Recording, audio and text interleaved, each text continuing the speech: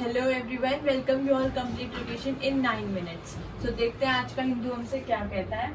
सो इसमें जो हमारी सबसे पहले न्यूज़ है दैट इज अभी हमारे इंडियन एयरफोर्स जो है ट्राई करे ज़्यादा से ज़्यादा परचेज करने के लिए एयरक्राफ्ट फ्रॉम फॉरेन कंट्रीज, क्योंकि जैसे ये आपको पता है कि न्यूज़ में बना रहता है कि चाइना के साथ हमारी जो है थोड़ी बहुत बातचीत कॉन्फ्लिक्ट चलती रहती है। सो उसके रिगार्डिंग हम लोग चाहते हैं कि हमें पैसेज के लिए अगर इन केस हमें जल्दी ट्रेवल करना हो तो हमारे पास अच्छे से अच्छे एयरक्राफ्ट हो जो ज़्यादा से ज़्यादा सामान कैरी कर सके और कम से कम टाइम में। सो एक ये हमारी न्यूज़ थी। देन हमारी न्यूज़ है कि मन की बात पे अभी हमारे ऑनरेबल प्राइम मिनिस्टर ने जो उनका 104 एपिसोड था उसमें जो है हमारे इसरो में फीमेल्स थी जितनी भी जो हमारे चंद्रयान 3 के मिशन से रिलेटेड थी उन सबको कंग्रेचुलेशंस बोला है। और साथ ही में उन्होंने काफ़ी अच्छी मतलब उनके बारे में तारीफ करते हुए उन सबको बधाई दी है ना। उसके बाद हमारे नेक्स्ट उन्होंने बोला उसी में मन की बात वाले एपिसोड में ही कि जो हमारा चंगडू 2021 वर्ल्ड यूनिवर्सिटी गेम्स हो रहे हैं जो अभी फिलहाल चाइना में हो रहे हैं, वहाँ पर इंडिया ने 26 गोल्ड मेडल्स जीते हैं। ये गोल्ड मेडल्स है, साथ ही में सिल्वर मेडल्स अराउंड 24 के अराउंड जीते हैं। सो सिमिलरली वो इन सबको कंग्रेचुलेट कर रहे थे। देन उसके बाद हमारी नेक्स्ट न्यूज़ है वो रोहिंग्या ट्राइब से है। आपको बताइए म्यांमार के रोहिंग्या एक कम्युनिटी है वहाँ की जो 25 अगस्त को 5 to 6 ईयर्स पहले वहाँ के लोगों में जब बहुत ज़्यादा एट्रोसिटीज वहाँ की मिलिट्री में फैल गई थी तो इन्होंने वहाँ अपने लोगों को वहाँ से भगा दिया था। सो उसमें से कुछ 20,000 के आसपास जो है पीपल वो इंडिया में आ गए थे और उसके बाद और भी आ गए होंगे, बट ये ऑफिशियल नंबर था। हमारे एडिटोरियल में आज के में इसी के ऊपर चर्चा की गई है तो इसके हम इंपॉर्टेंट पॉइंट्स देख लेते हैं। सो वही बोला है कि जो रोहिंग्या रिफ्यूजी थे वो वहां से म्यांमार से भगा दिए तो उनको इंडिया में कहाँ रखा गया, उनको इंडिया में डिटेंशन सेंटर्स में रखा गया है। और जो बेसिकली छोटे बच्चे थे उनको तो जम्मू में जो डिटेंशन सेंटर्स है वहां रखा गया है। तो जो ये हमारी राइटर है ये कह रही है कि इस तरीके से इनको इतने छोटे बच्चों को 5 साल के बच्चे 6 साल के बच्चों को अभी से पहले डिटेंशन सेंटर में रखना ये इंसाफ नहीं है, ये जस्टिस नहीं है उनके साथ, क्योंकि अभी उनकी क्या मिस्टेक है, वो तो बहुत छोटे हैं ना और उनकी कंट्री में एट्रोसिटी हुई थी इसलिए उनको अपनी कंट्री छोड़नी पड़ी। तो ये बेसिकली उनके लिए कह रही है।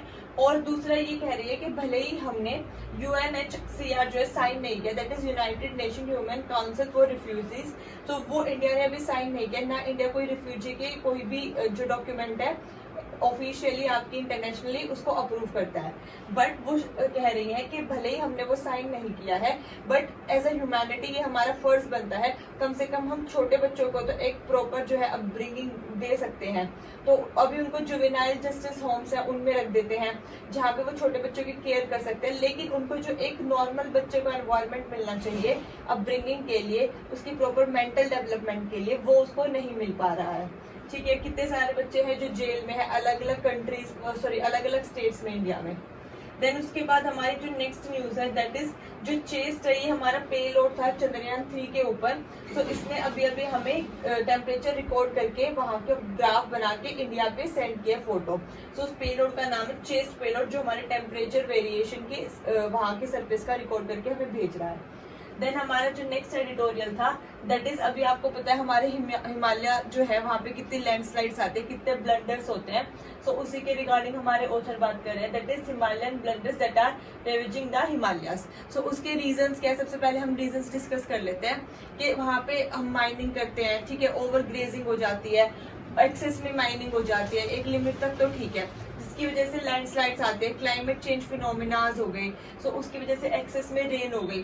सो इसके एग्जांपल है जैसे कि चरनोली और जो जोशीमठ डिस्ट्रिक्ट है आपके, अभी आपने देखा था कि जोशीमठ में कितने सारे क्रैक्स आ गए थे, तो इसीलिए क्योंकि हमारे कुछ एंथ्रोपोजेनिक फैक्टर्स है कुछ नेचुरल फैक्टर्स है जिसकी वजह से हमारे हिमाचल प्रदेश उत्तराखंड स्टेट को इतनी जो है मुसीबतों का सामना करना पड़ रहा है। फिर ऐसा बोला जा रहा है कि जो आपका चंबा एरिया है हिमाचल प्रदेश का, वहाँ पे जो 4 धाम यात्रा के लिए पहले आपका सिंगल रोड था लेकिन अब उसको डबल करने की बात की जा रही है। सो अगर डबल करेंगे तो ऑब्वियसली बात है उसको कट करके करेंगे तो उसके लैंडस्लाइड के जो चांसेस आपके और इंक्रीज हो जाते हैं, हजार्डस कॉन्सिक्वेंसेस काफी हैं उस चीज के। सो उस चीज के लिए बोला जा रहा है। तो बेसिकली जब भी आपको इस तरीके से हिली एरियाज में कंस्ट्रक्शन करनी होती है एक लार्ज स्केल पे, तो आपको ना लीगलिटी मतलब लीगल परमिशन चाहिए होती है अथॉरिटी से।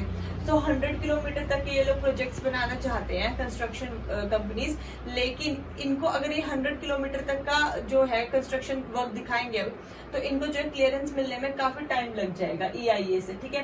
तो दैट इज वाई ये क्या करे, 100 किलोमीटर का ना एक साथ क्लियरेंस दिखा के उसको इन्होंने स्मॉल 53 प्रोजेक्ट्स में तोड़ दिया है, जो कुछ कुछ किलोमीटर के पीसेस है। तो उसके लिए जो हमारी EIA है, एनवायरमेंट इन्वेस्टिगेशन एजेंसी, वो इजिली क्लियरेंस दे देती है। सो ये लोग इस तरीके से इस चीज का आप कह सकते हो मतलब लूप होल निकाल के क्लियरेंस ले लेते हैं, और उसके बाद जो कॉन्सिक्वेंसेज है वो वहां के पीपल को फेस करने पड़ते हैं। सो ये हमारी प्रॉब्लम्स है। इसका रीजन जो है, जब यहाँ गवर्नमेंट से पूछा जाता है, स्टेट गवर्नमेंट से, तो वो लोग बोलते हैं कि बेसिकली हम जो इतनी रोड कंस्ट्रक्शन के लिए हामी भर रहे हैं, हम इतना करवा रहे हैं, दैट इज बिकॉज क्योंकि हम चाहते हैं इंडिया की जो नेशनल सिक्योरिटी हम उसको प्रोटेक्ट करके रख सके, क्योंकि हिली एरिया में पैसेज का होना, जल्दी फास्ट मूवमेंट का होना वाया रोड वाया रेलवे बहुत जरूरी होता है। सो वो कह रहे हैं कि हम प्रोटेक्शन के लिए, नेशनल सिक्योरिटी के लिए क्लियरेंस दे देते हैं, ताकि कभी हमें भी जल्दी से जल्दी अपना सामान ट्रांसपोर्ट करना हो तो हमारे पास प्रॉपर रोड की कनेक्टिविटी हो। ये रीजंस गवर्नमेंट की साइड से है, बट इसका सॉल्यूशन हम लोग यही मेंशन कर सकते हैं कि कोई भी चीज एक्सेस में जो होती है वो बेकार होती है। तो ना हमें एक्सेस में वहां पे माइनिंग करवानी चाहिए, ना एक्सेस में कंस्ट्रक्शन करवानी चाहिए, ठीक है। और हमें जितने भी हमारे नेचुरल फैक्टर्स की वजह से, सॉरी एंथ्रोपोजेनिक फैक्टर्स की वजह से डिस्ट्रक्शन हो रही है, उसको एटलीस्ट अब थोड़े टाइम के लिए तो एक रोक लगा देनी चाहिए। इस हमें ज्यादा से ज्यादा ध्यान रखना चाहिए, क्योंकि देखो जो नेचुरली होगा, अब क्लाइमेटिक चेंजेस है, अगर बारिश आ रही है ज्यादा से ज्यादा तो उस पे हमारा बस नहीं है, वो तो आएगी, बट जो हमारी वजह से हो रहे हैं, हम उन फैक्टर्स को भी अगर रोक ले तो हम काफी हद तक जो है डिस्ट्रक्शन को कम कर सकते हैं। उसके बाद हमारी नेक्स्ट न्यूज है कि मैंने कल भी आपको बताया था, हम रिसेंटली मतलब अभी 2 सितंबर के आसपास आदित्य L1 को लॉन्च करेंगे, जो कि हमारे सन के लिए स्टडी करेगा। वो लैग्रेंजे पॉइंट जो है आपका, मैंने आपको कल बताया था, जैसे लैग्रेंजे पॉइंट इस तरीके से है 3, 1 एंड 2। तो आपका जो लैग्रेंजे पॉइंट 1 है उस पे हम अपने जो आदित्य L1 को प्लेस करेंगे, जो प्रॉपर 24 आवर्स जो है सन की स्टडी करते रहेंगे। तो आप मेरी कल वाली वीडियो में चेक कर लीजिए, स्टार्टिंग में ही मैंने आपको पूरा आदित्य L1 के बारे में समझाया है। रेस्ट उसके बाद हमारे अभी आपको पता है नीरज चोपड़ा जी ने 88.17 मीटर का जैवलिन थ्रो किया था, तो ये वर्ल्ड चैंपियनशिप को भी जीत चुके हैं, गोल्ड मेडल इन्होंने अपने नाम कर लिया है। सो काफी अच्छी बात है, इसलिए हमारे जो नीरज चोपड़ा वो न्यूज में बने हुए हैं। सो आज के लिए हिंदू एनालिसिस में इतना ही। आई होप आपको ये पसंद आया हो। Please like share subscribe the channel. Thank you so much. जय हिंद।